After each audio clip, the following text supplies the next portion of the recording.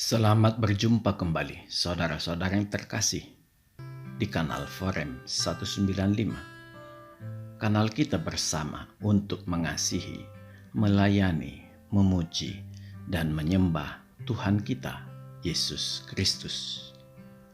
Damai kasih Allah menyertai kita semua.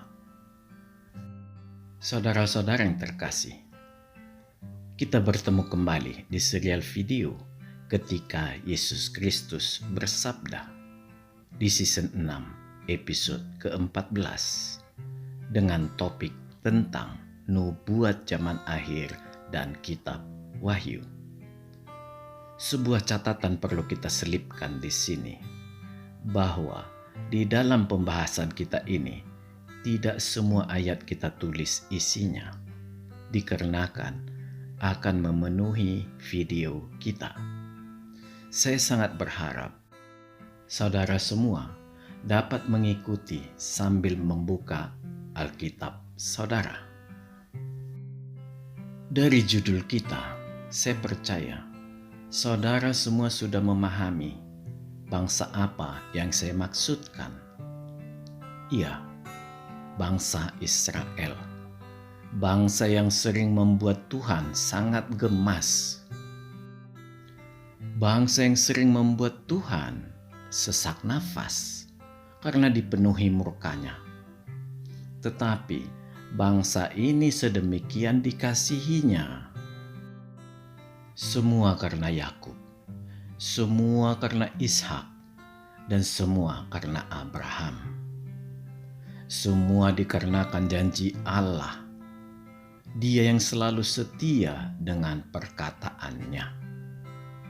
Dan semua karena Allah sudah memutuskan jalur penggenapan keturunan seorang perempuan sesuai nubuatan Allah Yahweh di Kejadian 3 ayat 15. Jalur yang dipilih Allah sendiri melalui jalur keturunan Abraham ini.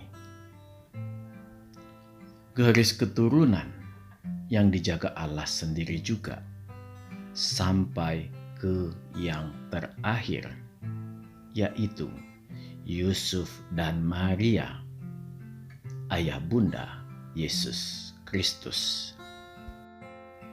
Begitu banyak nubuatan yang terlibat di dalam benang merah tentang juru selamat ini. Semua berjalan sesuai rancangan Allah.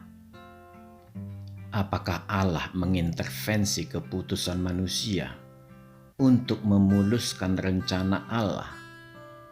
Sama sekali tidak.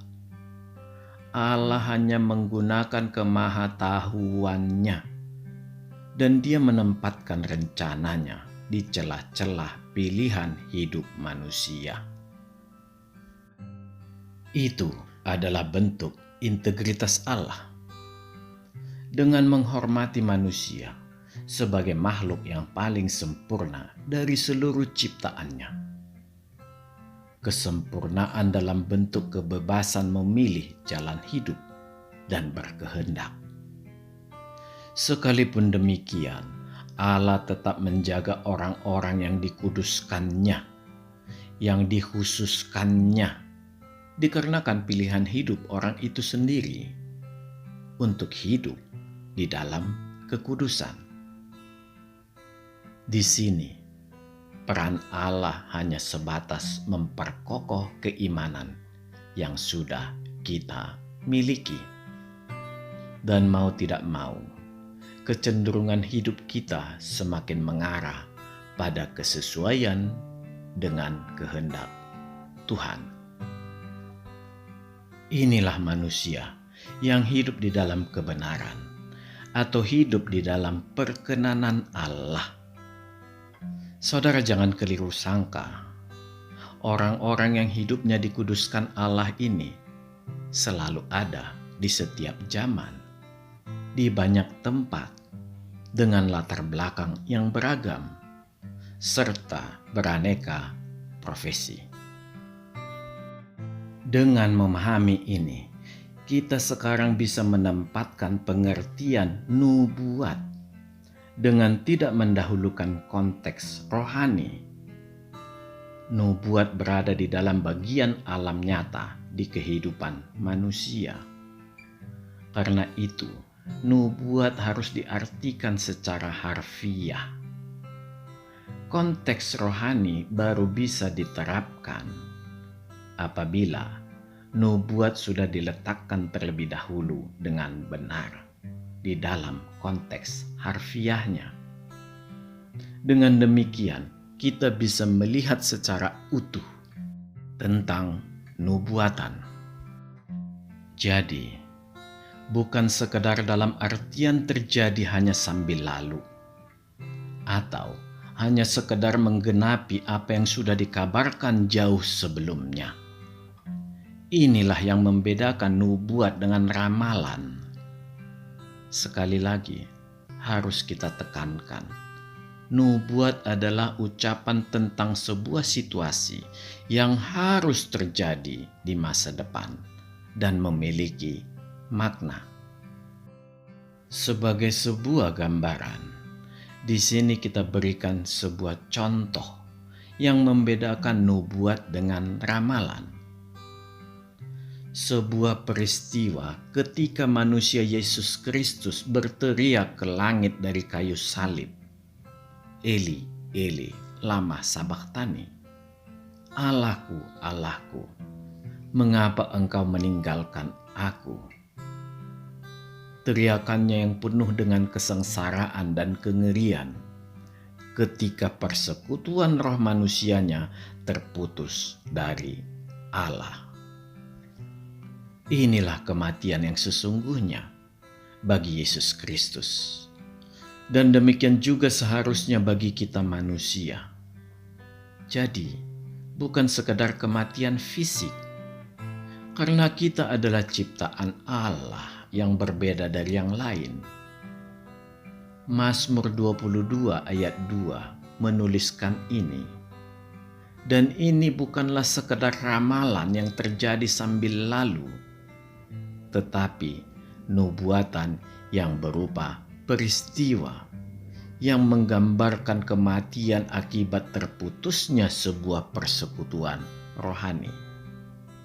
Memanglah, semua nubuatan harus harfiah dan bermakna.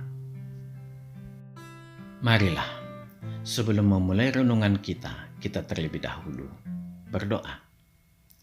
Ya Tuhan, kami akan melanjutkan belajar kami mengenai peranan bangsa yang Engkau pilih di dalam jalur nubuatan menuju ke zaman akhir. Banyak hal-hal yang penuh misteri di dalam pelajaran kami, ya Allah. Ungkapkanlah sekehendak hati-Mu. Ya Allah, kami juga mendoakan negara dan bangsa kami yang menuju pemilu 2024. Tuntunlah seluruh elemen penyelenggara negara ini. Demikian juga kami seluruh rakyat, agar dapat memilih pemimpin kami yang mampu dan semakin memajukan negara kami. Terlebih lagi ya Tuhan, begitu banyaknya tekanan yang dialami para hamba dan umat-Mu. Tetaplah berikan kekuatan yang hanya dari Engkau. Karena hanya Engkaulah sandaran kami. Terima kasih ya Allah, di dalam nama Tuhan Yesus Kristus kami berdoa dan mengucap syukur. Amin. Saudara-saudara yang dikasihi Tuhan, di video kita ini kita tidak melibatkan Israel yang mengarah pada kelahiran Mesias. Tetapi kita melibatkan Israel dikarenakan bangsa ini merupakan jalur utama menuju nubuatan zaman akhir. Saya mengajak saudara semua menempuh jalur ini untuk menghindari tercampur aduknya pengertian Israel, baik sebagai sebuah bangsa maupun sebagai personal, dengan Israel secara rohani. Bahkan, bila mencampur adukkannya, maka kita bisa kehilangan jejak. Terlebih, ketika kita melihat nubuatan yang terkait antara Israel dan gereja. Distorsi ini bisa juga disebabkan karena banyaknya penyebutan kata Israel di Alkitab. Di Perjanjian Lama sendiri berkisar 2.300 kali. Dan di Perjanjian Baru berkisar 75 kali. Belum lagi yang berkaitan dengan kata Yahudi yang disebut sebanyak 80 kali di Perjanjian Lama dan 170 kali di Perjanjian Baru. Jadi, memang diperlukan sikap yang ekstra hati-hati. Kehidupan bangsa ini sendiri tidak pernah lepas dari nubuatan di sepanjang Perjanjian Lama. Silih berganti muncul nabi, dan bangsa ini tetap masuk ke dalam hitungan nubuatan. Banyak para pakar mengalihkan pengertian Israel ke arah pengertian secara rohani. Terlebih yang dilakukan kalangan amilenialis. Alasan para pakar ini karena melihat kebejatan bangsa Israel yang selalu berseteru dengan Tuhan. Kalangan ini lebih cenderung mengartikan istilah Israel yang dikaitkan dengan kehidupan gereja pada saat ini. Tetapi pendapat seperti itu sangat sulit diterima karena selalu memunculkan realita bahwa nubuatan tersebut memang diartikan adalah Israel sebagai sebuah bangsa, sebagai keturunan Yakub. Kemurtatan bangsa Israel tidak akan membuat janji Tuhan pada bangsa ini menjadi berubah. Pemulihan Israel sangat sering muncul di Alkitab, dan pelaksanaannya tampak terjadi tetap pada konteks sebuah bangsa. Kita bisa melihat contoh di Yeremia 29 ayat 10. Di sini istilah pemulihan Israel juga diterapkan, bahwa bangsa Israel akan bebas dari penawanan bangsa Babilonia setelah 70 tahun. Dan nubuat ini sudah digenapi, padahal kenyataannya bangsa Israel dalam kondisi sedang murtad juga kepada Allah. Ini memperlihatkan janji Allah kepada Abraham, Ishak, dan Yakub bukanlah janji yang memiliki syarat. Tetapi karena Tuhan berkehendak demikian terhadap bangsa Israel. Oleh karena inilah kita tidak bisa menafikan pemulihan Israel sebagai sebuah bangsa, tidak bisa kita abaikan ketika melihat nubuat zaman akhir. Saudara-saudara yang dikasihi Tuhan, kita semua paham asal muasal kata Israel, yakni nama baru dari Yakub yang diberikan oleh Teofani entah dalam bentuk manusia atau malaikat ketika bergumul di sungai Yabok. Saudara dapat mengikutinya di Kejadian 32 ayat 22 sampai 32. Gambaran Teofani yang tidak begitu jelas. Sekalipun Yakub mengatakan bahwa dia bertemu muka dengan Allah di Kejadian 32 ayat 30. Dari sini kita melihat sumber nama Yakub dan Israel memiliki kemiripan. Yakub juga bisa diartikan bergumul. Ketika berada di kandungan, dia menangkap tumit Esau. Dan di ayat 28 pasal ini bisa diartikan dia bernama Israel dikarenakan bergumul dengan Allah. Nama yang pas, karena di sepanjang sejarah Alkitab, bangsa ini selalu dalam kondisi bertobat dan murtad yang terjadi terus-menerus. Nama yang memperlihatkan sebuah bangsa yang selalu bergumul dengan Tuhan. nama yang tepat sebagai titik awal dimulainya janji Allah kepada Abraham, menjadikan keturunannya sebagai bangsa yang besar. Janji yang diteruskan ke anak yang dijanjikan Allah, yaitu Ishak, dan diteruskan ke Yakub. 3 tokoh utama inilah yang berperan besar melahirkan bangsa Israel. Berawal dari janji Allah ke Abram dengan ditandai melalui peristiwa sunat pada saat Abram berusia 99 tahun dan Ismail 13 tahun. Selain tanda sunat, di seisi rumah Abram juga terjadi perubahan nama Abram menjadi Abraham, serta Sarai menjadi Sarah. Di usia tuanya, Abraham dan Sarah, istrinya, baru memperoleh Ishak, anak yang dijanjikan. Ishaklah anak perjanjian tersebut, bukan Eliezer, hamba Abraham yang ditunjuk Abraham sebagai ahli warisnya, dikarenakan kekhawatiran Abraham bahwa dia tidak akan memiliki keturunan.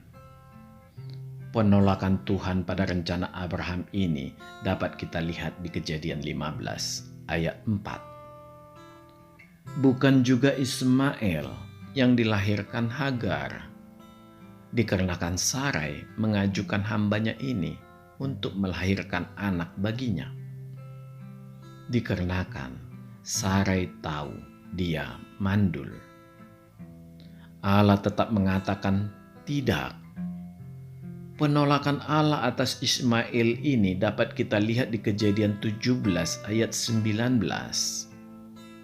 Dan lahirlah Ishak dari seorang perempuan mandul yang diberkati Allah.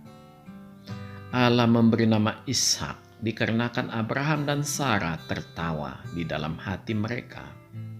Melihat realita, Sarah sudah sangat tua, sudah mati haid dan mandul.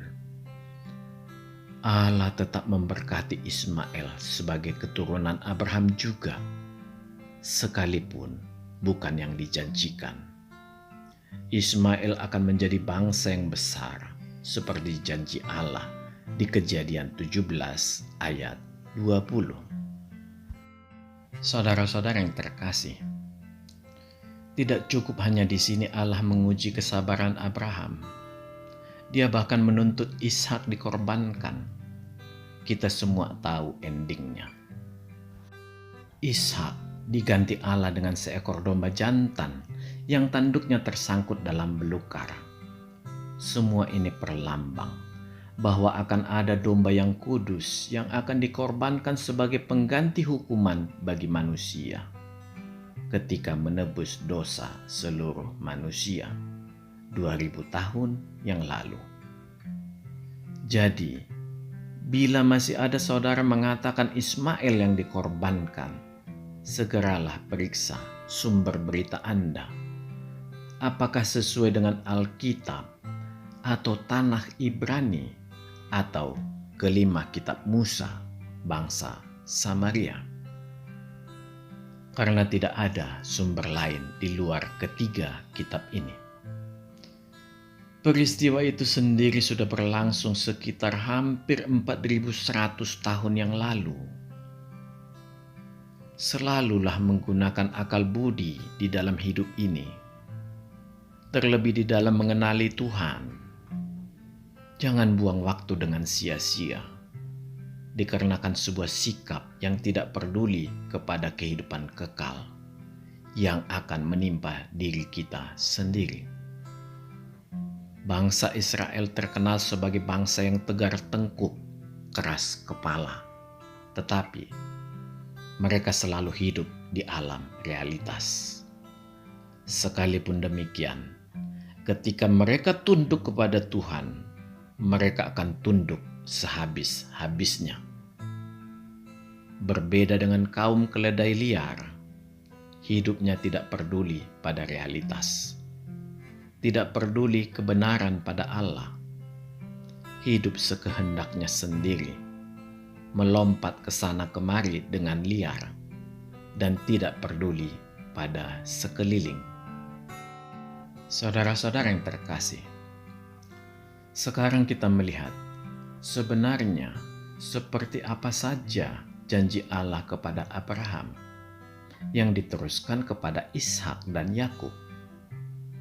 Ini bisa kita lihat di Kejadian 12 ayat 1-3.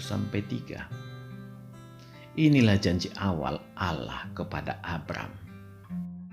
Dan janji ini selalu diperbaharuinya, baik kepada Abraham sendiri, kepada Ishak maupun Yakub. Pembaharuan janji dengan isi yang sama. Ini artinya penguatan janji yang dilakukan Allah. Marilah kita melihat janji tersebut. Yang pertama, memiliki keturunan yang sangat besar yang akan menurunkan sebuah bangsa. Ini tertulis di Kejadian 15 ayat 4-5. Nubuatan ini sudah tergenapi. Yang kedua, di Kejadian 15 ayat 18-21. Akan diberikan Allah wilayah yang akan dikuasai oleh keturunannya.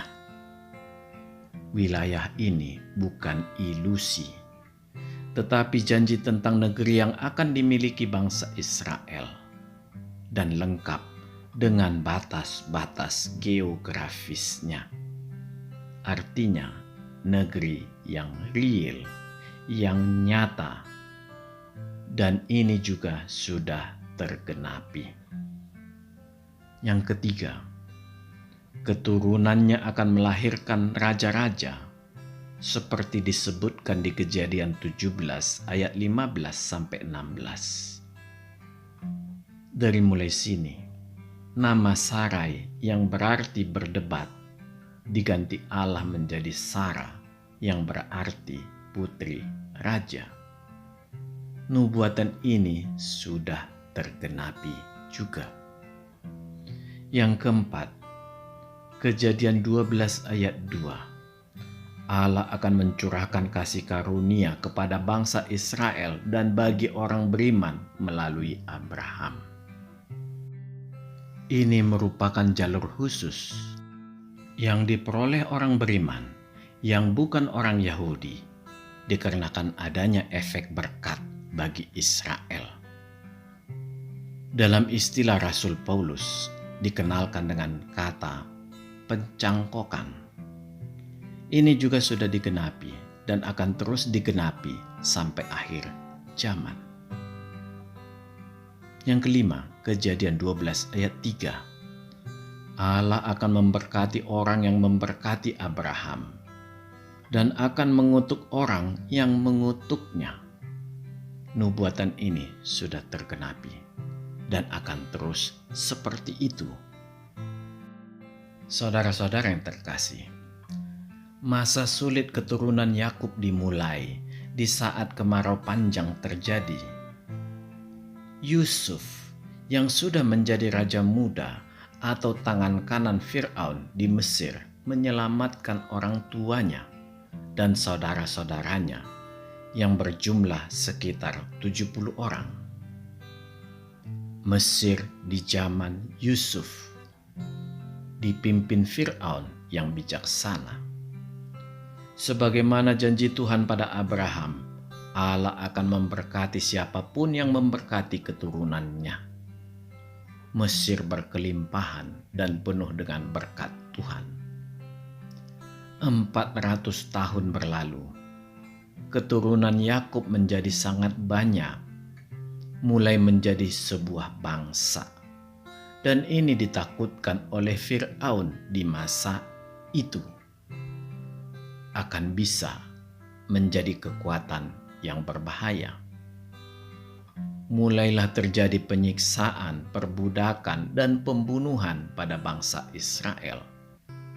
Sampai munculnya Musa yang diselamatkan putri Fir'aun dari sungai, dari pembunuhan.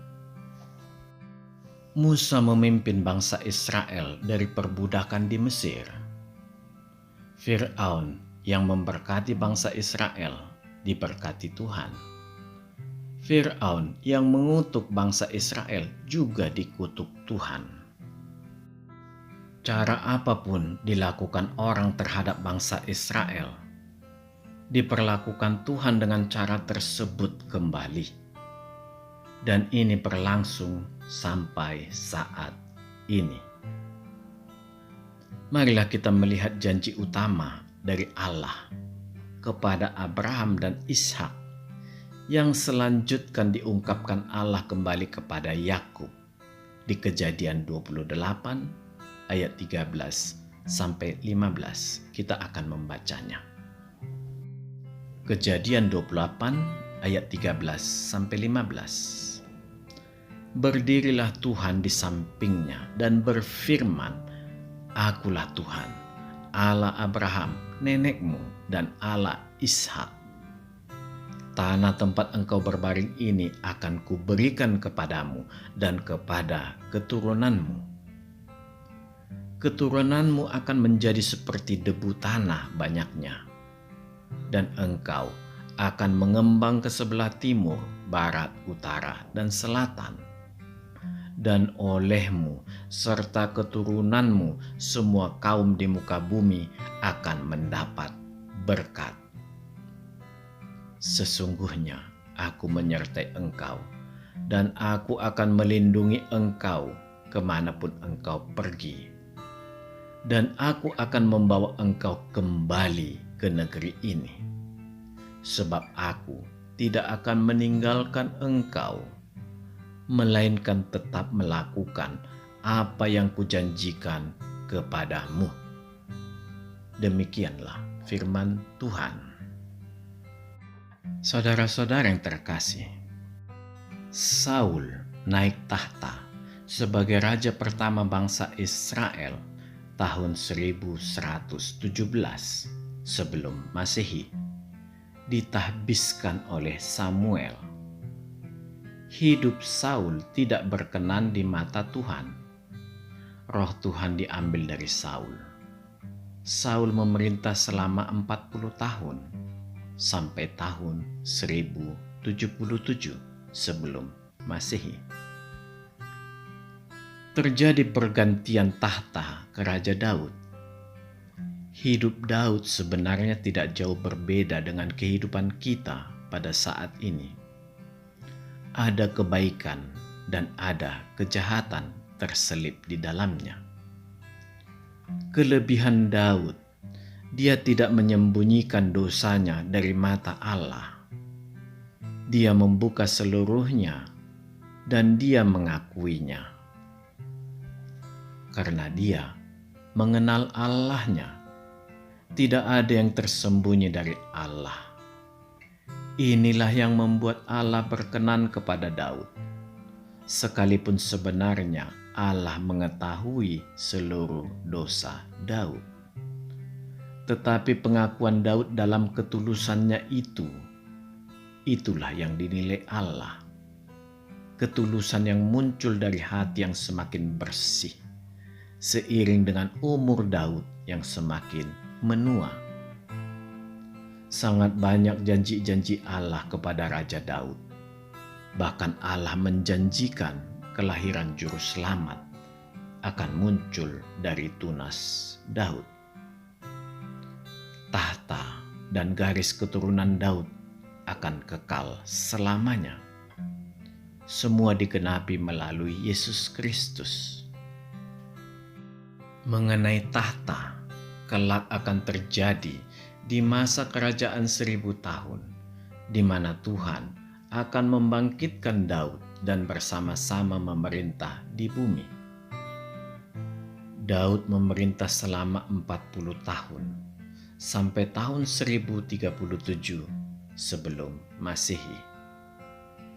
Dia digendong Tuhan di masa tuanya, sampai rambutnya memutih, dan digantikan anaknya, Raja Salomo.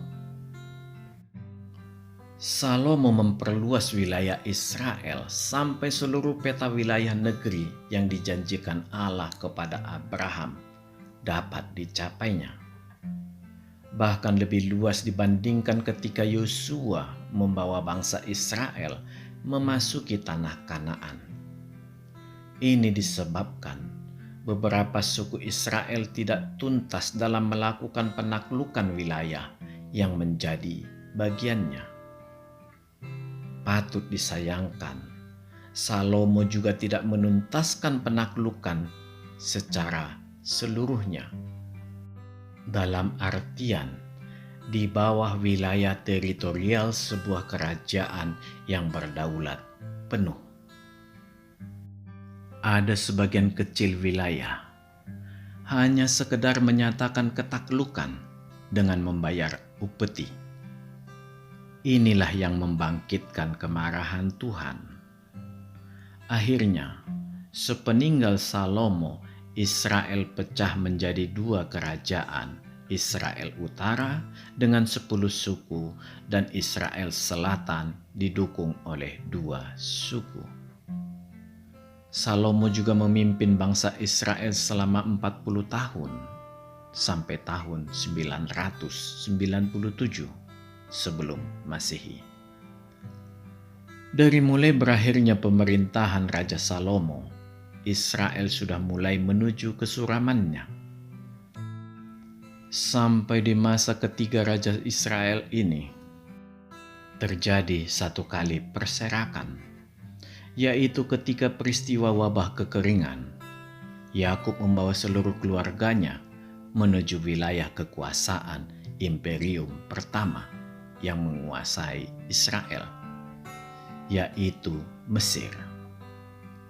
Di masa kerajaan Israel Utara yang jahat, serta Israel Selatan yang disebut Yehuda, berulang kali para nabi memberi teguran agar mematuhi hukum Taurat.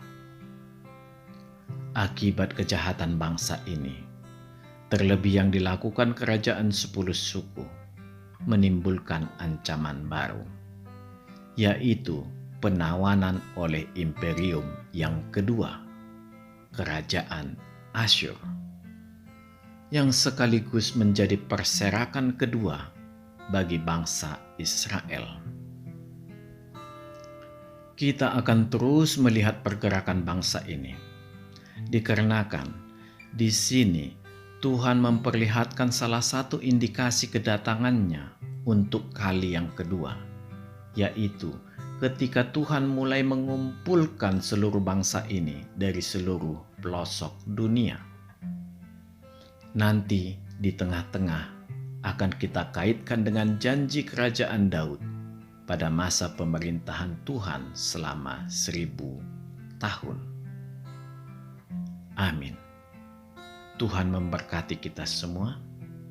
Marilah kita berdoa. Ya Tuhan, kami sudah mempelajari mengenai janji Tuhan kepada Abraham, sampai melihat jalur-jalur nubuat para nabi yang Tuhan berikan melalui bangsa Israel ini. Ya Allah, ajarilah kami senantiasa agar kami beroleh berkat Tuhan berupa pemahaman. Terima kasih Allah, di dalam nama Tuhan Yesus Kristus kami berdoa dan mengucap syukur. Amin. Tuhan memberkati kita. Marilah kita masuk ke saat teduh sejenak.